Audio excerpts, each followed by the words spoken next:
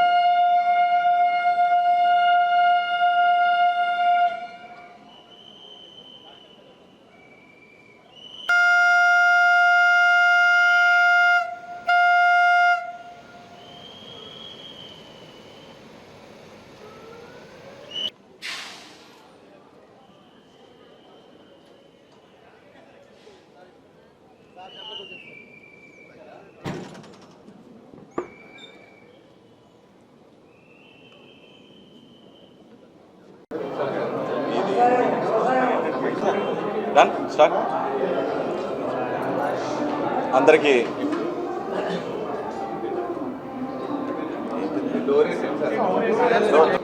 గట్టిగా మాట్లాడనా, మంచి పని చేసామన్నా. అందరికీ నమస్కారం. ఈరోజు కాకినాడ టౌన్ నుంచి మైసూరు వెళ్ళే ఎక్స్ప్రెస్ని ఇనాగ్రేట్ చేయడం జరిగింది. నేను, ఎమ్మెల్సీ పద్మశ్రీ గారు, అలాగే స్టేషన్ అఫీషియల్స్ అందరూ, మా జన సైనికులు, వీర మహిళలు వీళ్ళందరూ ఉండొచ్చు. అందరూ కూడా ఒక మంచి కార్యక్రమంలో మార్నింగ్ 9 o'clockకి ప్యాసింజర్స్ అందరూ ఎక్కిన తర్వాత ట్రైన్ వేవ్ ఆఫ్ చేసి. సో ఇది ఒక చాలా ప్రైడ్ మూమెంట్. దీనివల్ల అంటే కాకినాడ టౌన్లో మొదలైన ట్రైన్ రాజమండ్రి, సామర్లకోట, రాజమండ్రి, నిడదవోలు, భీమవరం, అలాగా విజయవాడ, హైదరాబాద్ అండ్ మైసూర్ వరకు అంటే మీరు గమనించవచ్చు సుమారు 32 స్టేషన్లకి అంటే వేలాది మందికి ఉపయోగపడే విధంగా ఈ ట్రైన్ని పర్మనెంట్ చేయడం జరిగింది.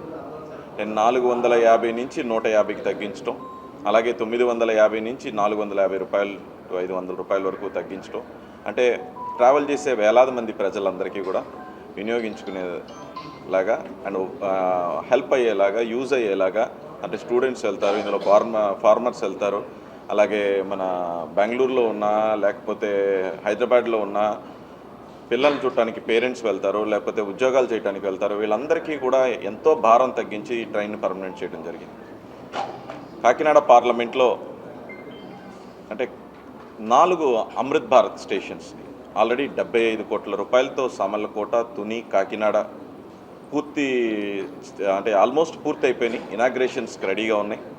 అండ్ పిఠాపురం కూడా మొన్నే అమృత్ భారత్ స్టేషన్లో శాంక్షన్ అయింది. 28 రైల్వే వర్క్స్ అంటే పాస్లు కానివ్వండి, వర్క్స్ కానివ్వండి, ఇట్లా ఎప్పటి నుంచో 30-35 ఏళ్ళ నుంచి ఆగిపోయిన వర్క్స్ని 28 వర్క్స్ని ఈ కేవలం ఈ ఎన్డీఏ కూటమి ప్రభుత్వం రాగానే కంప్లీట్ చేయడం జరిగింది. తునిలో 88 crores పెట్టి రైల్వే ఓవర్ బ్రిడ్జ్కి శాంక్షన్ తెచ్చుకున్నాం. అలాగే మొన్న కాకినాడ పార్లమెంట్ గురించి పార్లమెంట్ సమావేశాల్లో March 16th మాట్లాడుతూ కోస్టల్ కారిడార్ రైల్వే లైన్ కూడా ఏర్పాటు చేయవలసిందిగా అంటే డిపిఆర్ స్టేజ్కి తీసుకొచ్చే విధంగా రైల్వే మంత్రి గారిని నేను పార్లమెంట్ సాక్షిగా అడగటం జరిగింది, కోరటం జరిగింది, డిమాండ్ ఫర్ గ్రాంట్స్లో కోరటం జరిగింది.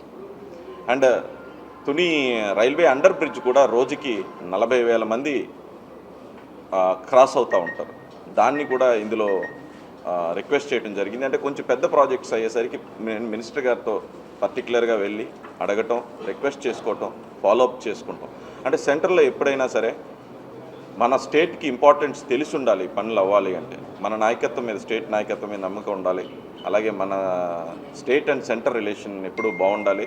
మినిస్టర్స్తో ఫాలోఅప్ చేయాలి. ఇవన్నీ కూడా స్టేట్ సంబంధాలు సెంటర్తో ఎలా ఉన్నాయో మీ అందరికీ తెలుసు. అక్కడ కూటమి అంటే అక్కడ ఎన్డీఏ, ఇక్కడ ఎన్డీఏ 3 పార్టీలు కలిసి ప్రభుత్వం ఏర్పాటు చేసుకున్నది. అలాగే నా వరకు నేను కూడా వచ్చి మాట్లాడటమే కాకుండా అక్కడున్న ప్రతి స్టేజ్లోని వెళ్ళి ఫాలోఅప్ చేసుకుంటూ దాన్ని ముందుకు తీసుకెళ్తూ ఉంటే నార్మల్గా అయ్యే పని కన్నా ఇది చాలా తొందరగా అయిపోతుంది. సో అలాగే నేను ఎలక్షన్లో ఇచ్చిన హామీ లాగే కాకినాడకి కష్టపడి పనిచేస్తాననే విధంగా అండ్ ట్రైన్స్ని తీసుకురావటం కానివ్వండి, పిలిగ్రిమ్స్ అంటే కుంభమేళా జరిగినప్పుడు ఇక్కడి నుంచి స్పెషల్ ట్రైన్స్ని కోరటం కానివ్వండి, ట్రైన్స్ నిండిపోయిన తర్వాత కూడా మళ్ళీ ఇంకొక ట్రైన్ అడిగటం. మనకి రైల్వే మినిస్టర్ అశ్విని వైష్ణవ్ గారు కూడా చాలా బాగా సహకరిస్తూ కాకినాడ పార్లమెంట్ అంటే ఆయనకు కూడా నిజంగా ఏదో ఒక ఇష్టం ఉన్నట్టుగా బిహేవ్ చేస్తూ అందరికన్నా ముందు మనకి శాంక్షన్ చేయటం, అలాగే ఏది కోరినా సరే ఇమీడియట్లీ అప్రూవ్ చేసే విధంగా రైల్వే మంత్రి గారు కూడా సహకరిస్తున్నందుకు అశ్విని వైష్ణవ్ గారికి కూడా నా హృదయపూర్వక కృతజ్ఞతలు, ధన్యవాదాలు తెలుపుకుంటూ రానున్న రోజుల్లో కూడా కాకినాడలో ఇంకా ఎన్నో డెవలప్మెంట్స్ అంటే రైల్వే డిపార్ట్మెంట్, రైల్వే మినిస్ట్రీ అండర్స్లో ఇంకా తీసుకెళ్తాం. అలాగే ఎవరైనా పార్లమెంట్కి వెళ్ళే ముందు మీ పత్రికే మిత్రులందరూ కూడా నిజమైన ఇబ్బందులు ఏమైనా ఉన్నా సరే నెక్స్ట్ మాన్సూన్ సెషన్ స్టార్ట్ అయ్యే ముందు నాకు గనక పట్టుకొచ్చిస్తే నేను అవి కూడా నిజంగా తీసుకుని వెళ్ళే విధంగా కృషి చేస్తూ పనిచేస్తానని చెప్పి ఈరోజు నిజంగా వారణాసికి, 1 న్యూఢిల్లీకి, షిరిడీకి కూడా ప్రాక్సిమిటీ పెంచమని చెప్పి, అలాగే ఎన్నో ఇప్పుడు వరకు లేని స్టాప్స్ అన్నింటినీ కూడా